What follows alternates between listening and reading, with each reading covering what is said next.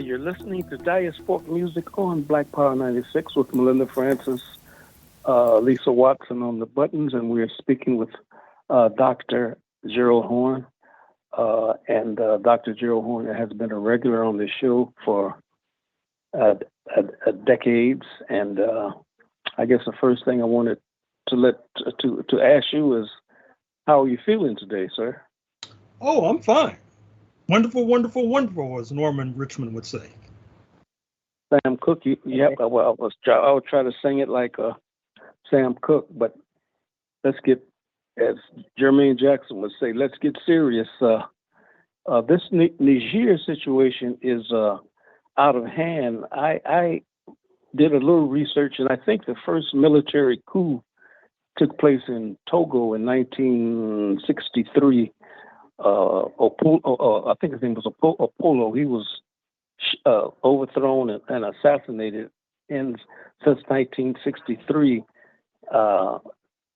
There have probably been more coups in Africa than books that you've written. Am I correct in saying that? Well, unfortunately so, but there are reasons for that, going back to a continent still reeling from the ravages of colonialism, the African slave trade, neocolonialism, imperialism. And certainly this crisis in Niger is ultra serious.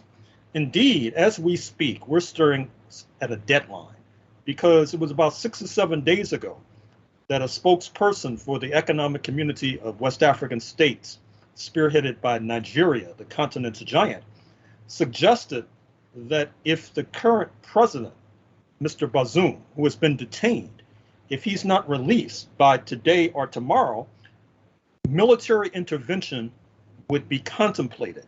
Now, obviously, ECOWAS, the Economic Community of West African States, is being prodded in this direction by France, the former colonial master, and the United States of America, although I should point out that the United States, as ever, is playing a double game, because they see themselves as being the inheritor of the former French Empire in Africa, but France is not ready to roll over.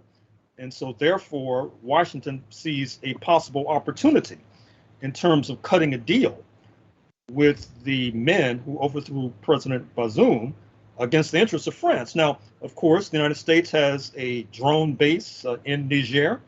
It has about 1,000 troops there. France has about 1,500.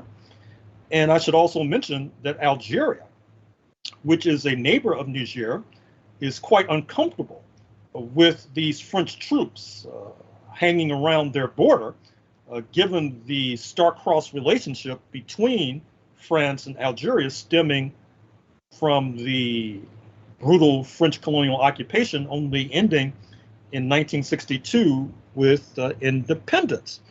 Uranium is also a factor. The North Atlantic countries have sought to restrain themselves from boycotting Russian uranium, which shows how dependent they are upon this commodity. And that also underscores France's dependence on Niger's uranium. Uranium is necessary for nuclear plants. Nuclear plants power French electricity to an extraordinary degree. France pays a pittance for this uranium, which is one of the reasons why Niger is one of the poorest countries in the world. Keep in mind as well that this change of regime in Niger follows previous changes of regime stretching from the Atlantic Ocean and Guinea-Conakry through Burkina Faso and Mali. The latter two have threatened to intervene on the side of Niger if Niger is invaded. There's also the change of regime in Chad, which was quite irregular, but in light of the fact that the new regime in Chad has promised and pledged to play ball with the North Atlantic nations, you had no talk about a military intervention there. It's quite curious. And then, of course, in Sudan, as we speak, there's still a conflict raging between special forces and the military, which is a kind of a silent tragedy that's unfolding. I say silent because it's lost the attention of the international press. And you could say the same thing for what's happening in the Amhara region of Ethiopia, which is still reeling from the conflict from the regional forces there and the central government in Addis Ababa, Ethiopia. There is a further consideration with regard to Niger, and you may see this written on the face of President Bazoum. What I mean is that he is from a minority in Niger, the Arab population, and there hangs a tale because Niger was ravaged and devastated by the African slave trade.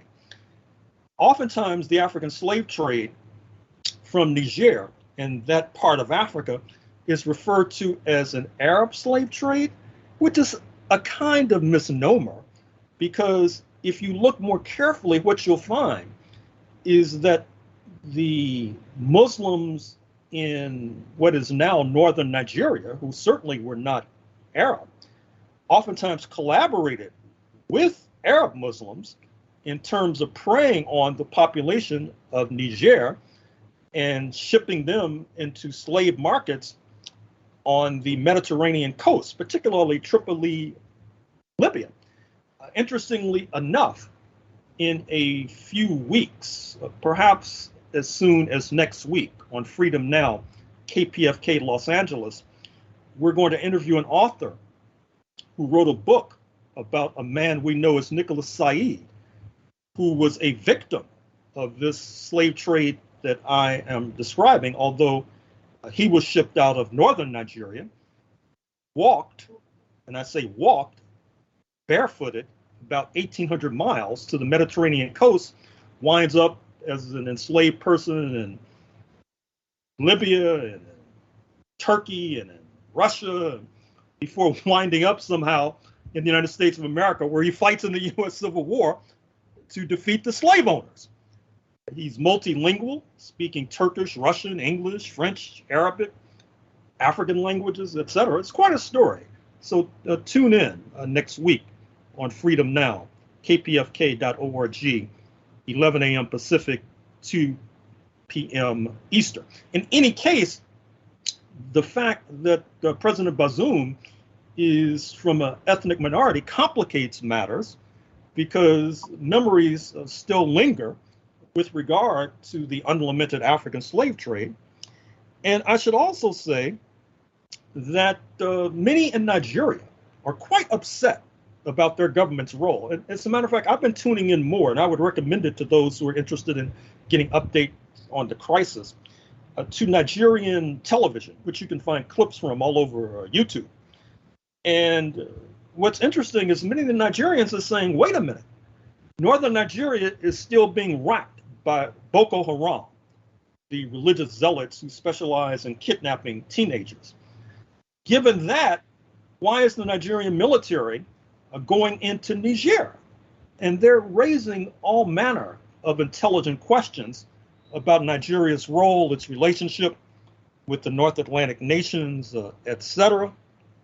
So this is a real crisis, and I think it's incumbent upon the peace forces and the anti-imperialist forces in North America to put pressure on Washington and on Ottawa to say, hands off Niger. We're speaking to Dr. Gerald Horne, Melinda Francis, Norman Richmond, with Lisa on the buttons. You mentioned the fact of the brother walking back from in Africa, but it was Fela Kuti's. I guess the anniversary of his passing was the other day. His family did the same thing. There's a story about his family being kidnapped from Nigeria and getting all the way to Sierra Leone, and then walking back from Sierra Leone from Sierra Leone back to Nigeria. Have there been any films? That seems like that's the film stuff. Have there been any films around that issue? Not to my knowledge. There was a Broadway production, a musical about Fela. Will Smith, the actor, was one of the producers. I can't recall if it came up there. I'm not sure. But in any case, what we're pointing out is something that should be evident, which is that one of the reasons why Africa has been destabilized and has been made to suffer is in part because of its geography.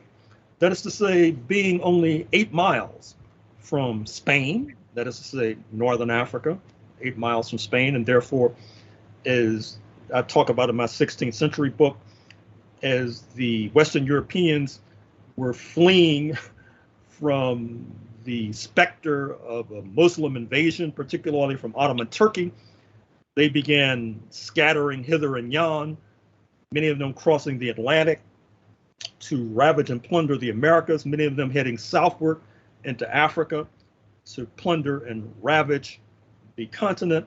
And then, as I was intimating before, there's this so-called Islamic slave trade, which oftentimes was centered in Ottoman Turkey, and some people, I should say, often forget the power of Ottoman Turkey, a major force on planet Earth.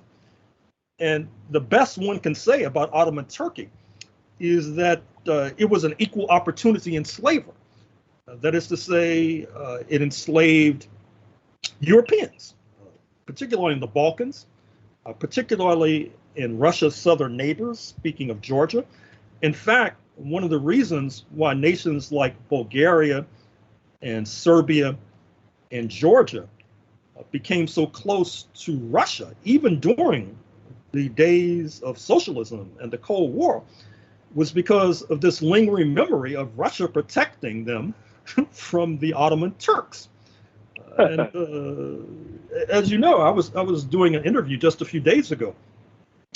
I can't recall the interviewee, but the conversation turned to the Zanj Revolt, Z-A-N-J, at least that's the way the alliteration goes in English, which takes place about the 9th century in what is now Iraq, where Africans are revolting against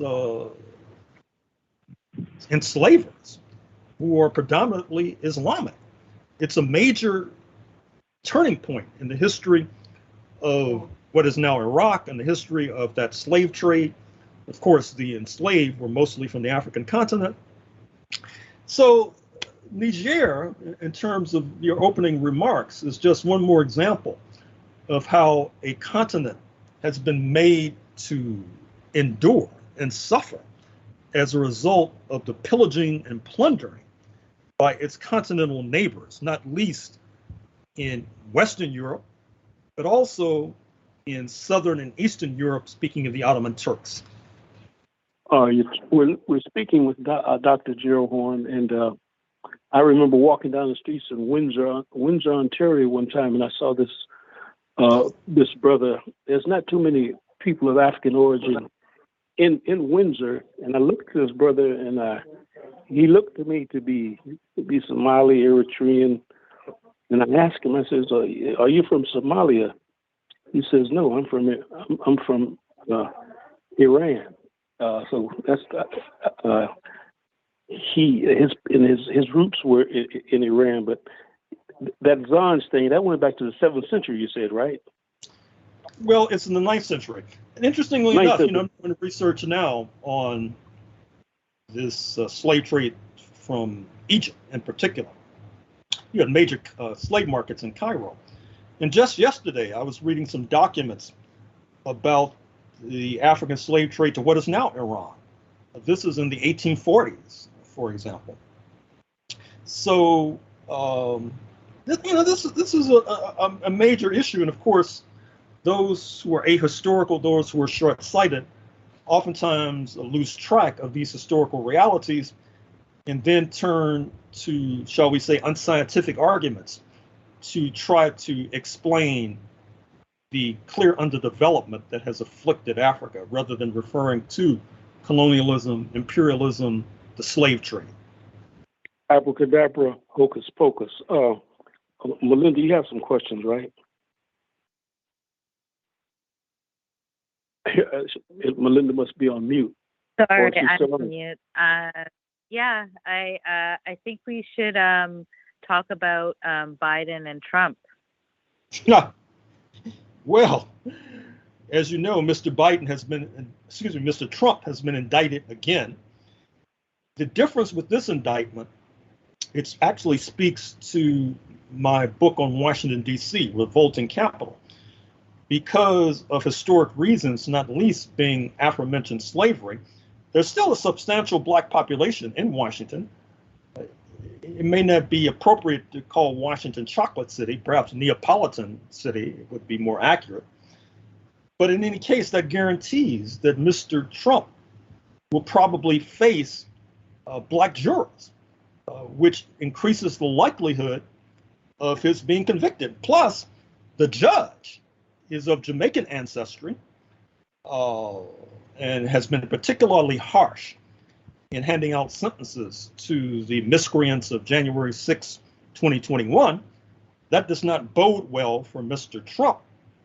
However, as a New York Times poll has suggested, right now there's a virtual tie in terms of a race between Mr. Trump and Mr. Biden, which many liberals who don't understand the country in which they're living fail to understand. Of course, many people on the left fail to understand it either. As I've suggested before, we'll be sitting in concentration camps, and they will not have any sort of understanding or explanation of why that is, nor the outgrowth, which is 75 million, mostly of European ancestry, voting for Mr. Trump in 2020. Of course, a direct extension and expression of the settler colonialism, a term many people on the left conspicuously ignore. But settler colonialism is the frame through which we need to understand what's unfolding in the United States of America. Mr. Trump is not finished. As you know, there is probably an indictment coming out of Atlanta, probably in a few days, maybe as soon as this coming week.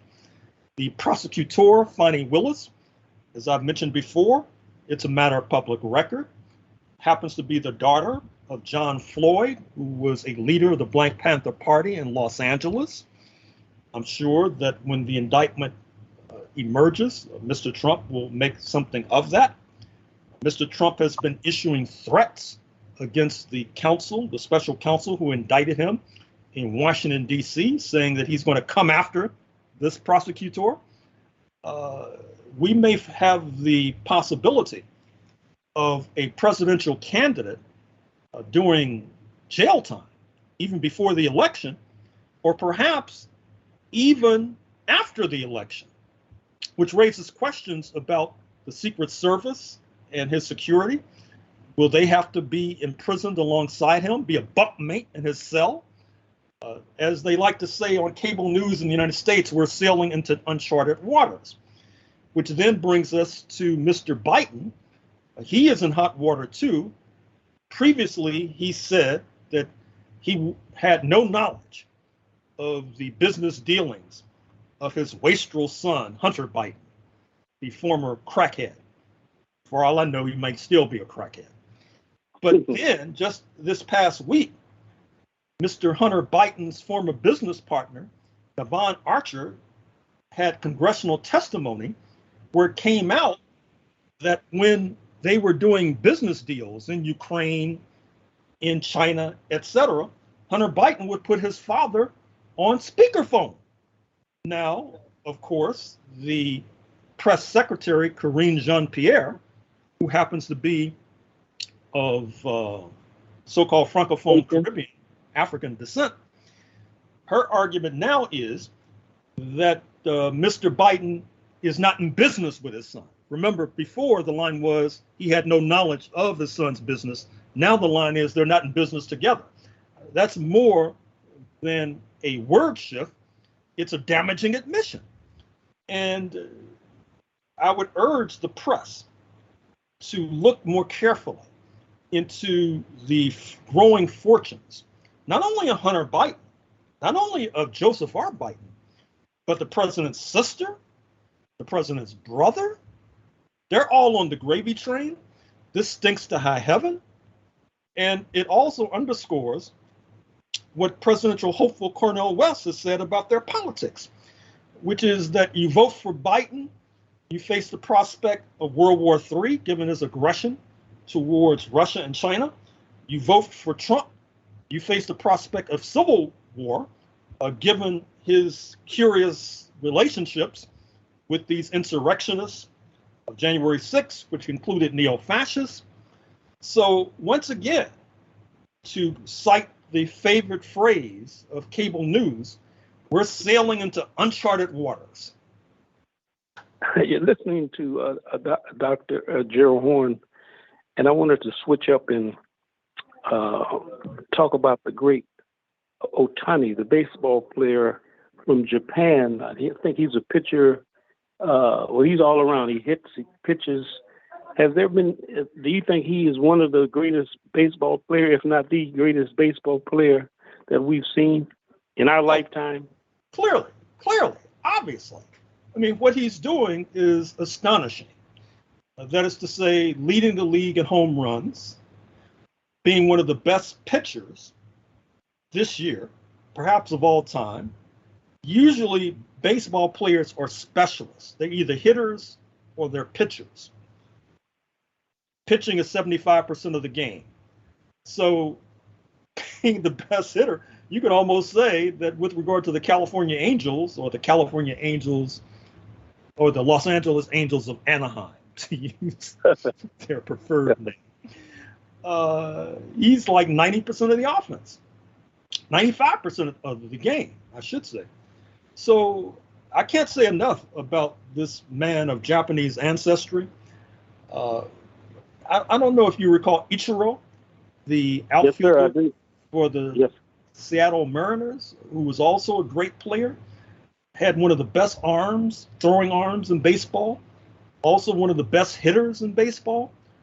The talent coming out of Japan is nothing less than astounding. I'll give you a barbershop argument. There used to be barbershop arguments about who had the best arm.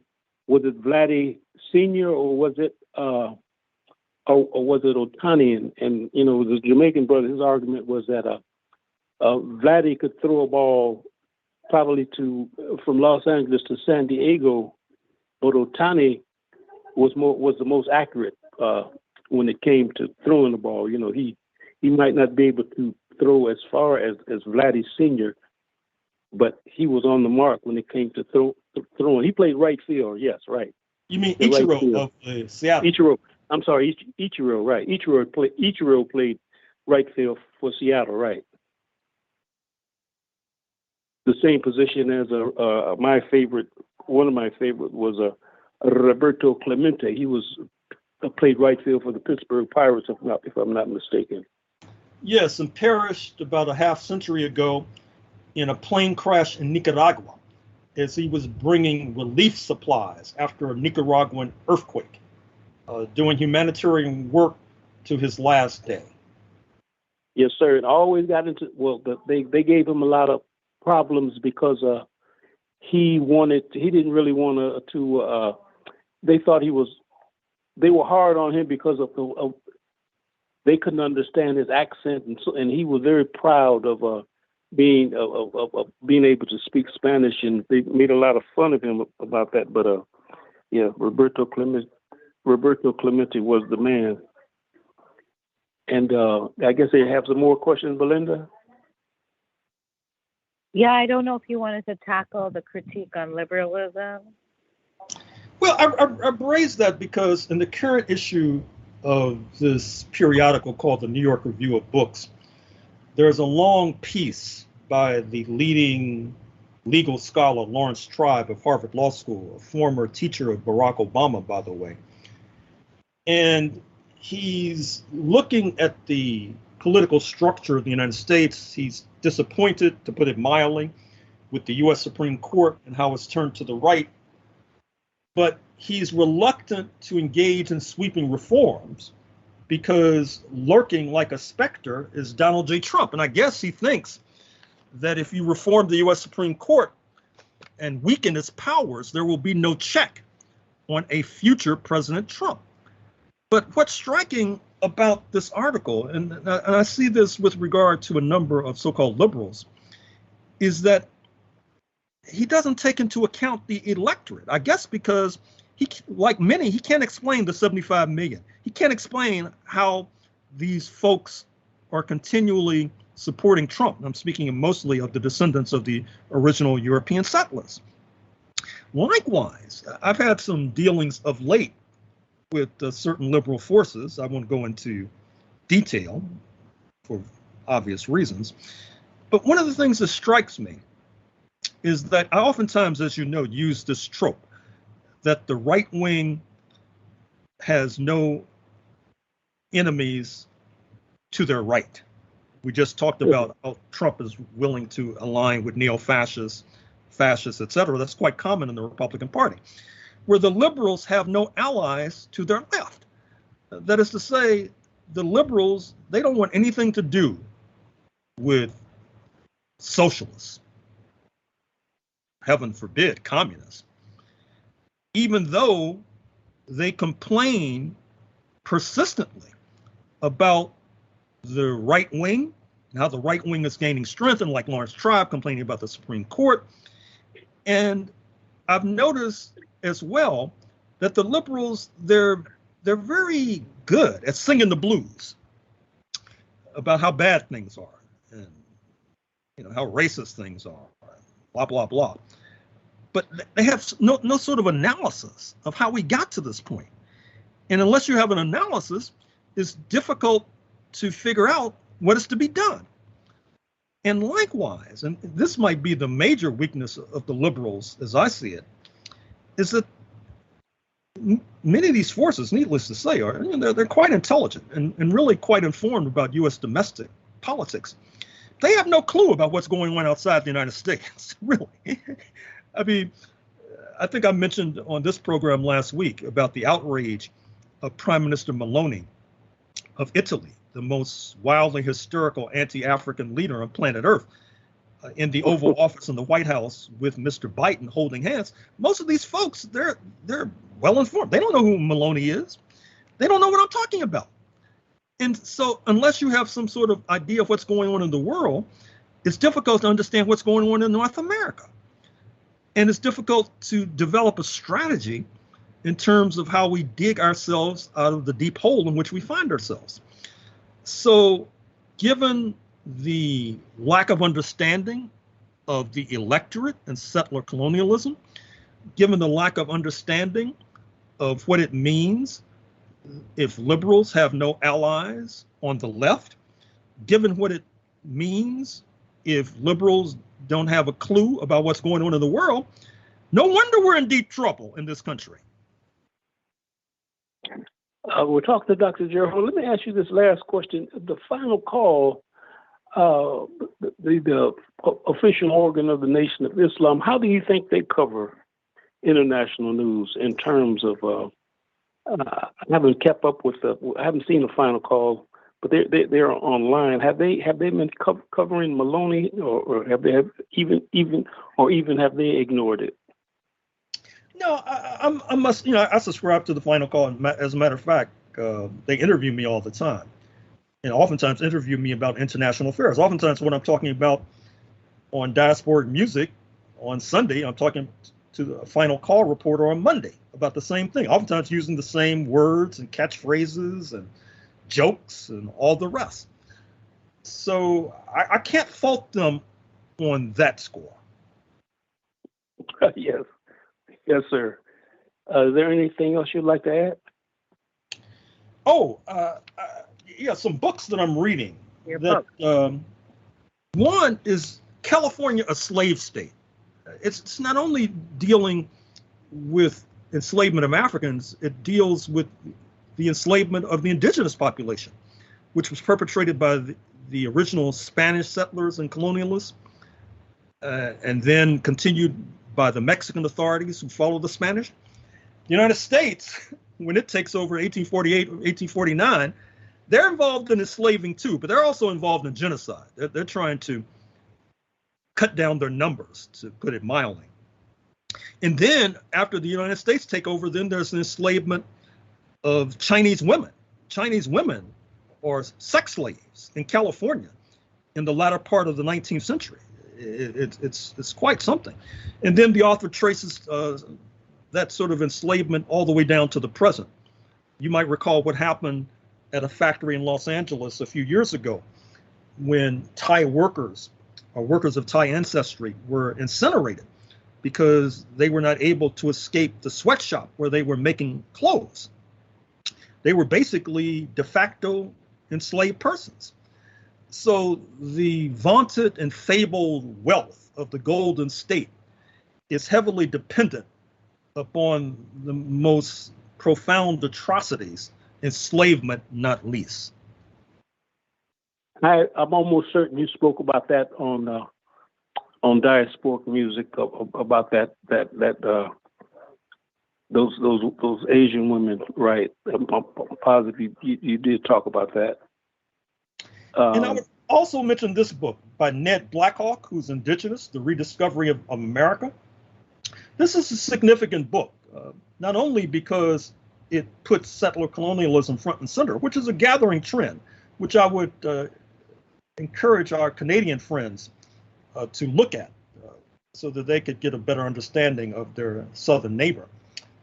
But Ned Blackhawk's The Rediscovery of America is very interesting. And it's made even more interesting because he's an Ivy League scholar. He teaches at Yale. And it's very well researched, very thoughtful. And I would like to think it's indicative of this growing trend. Recall how on Diasporic Music not so long ago, we played the revamped national anthem lyrics by Jill Scott, Jilly from Philly. There's this growing critical trend of the United States, which I would juxtapose with the critique I've enunciated about liberals, because in all fairness, there's this other trend that's quite hopeful that we need to underscore. We need more national anthems like the land of the tree and home of the slave. The Jimi Hendrix national anthem and Aretha Franklin forgot the national anthem and started scatting. I guess there's a history of particularly Africans in America doing a number on the national anthem. Hear, hear. So anything you wanted to add, Melinda?